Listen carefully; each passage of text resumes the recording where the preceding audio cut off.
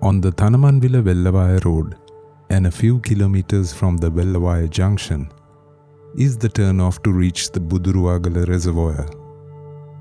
This beautiful body of water serves the area and supports a profusion of bird life. The area is also populated with roaming elephants. Just a few kilometers from here, further down the road, farmers plough their fields to maximize the effect of the rains, which are just setting in. When you pass the ruins of the old temple and the Buduruwagala Rajamahaviharaya, you arrive at a nondescript approach. This is the setting for an amazing set of stone sculptures, the Buduruwagala stone statues.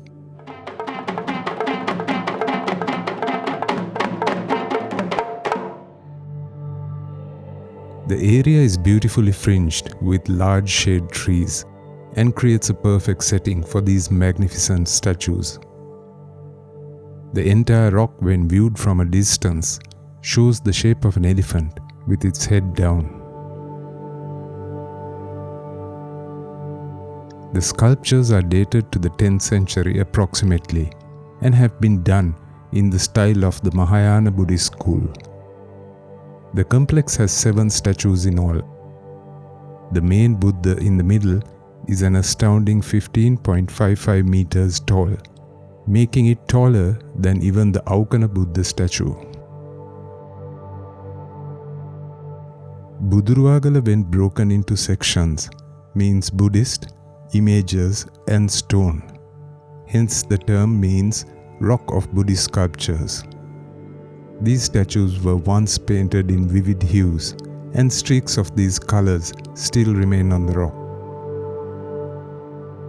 The white figure seen from even afar is said to be an Avalokitesvara.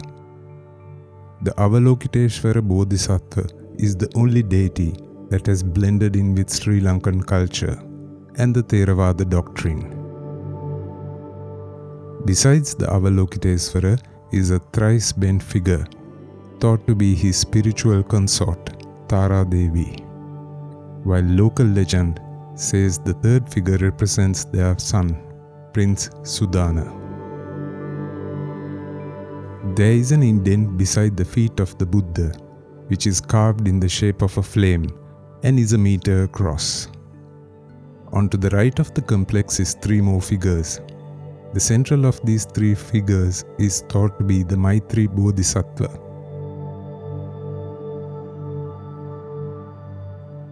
The Vajrapana Bodhisattva is at the extreme right of the viewer, clutching a thunderbolt. The other figure is either the deity Vishnu or the Brahma Sahampati. The right hand of several figures has 2 fingers bent down to the palm, creating a beckoning gesture.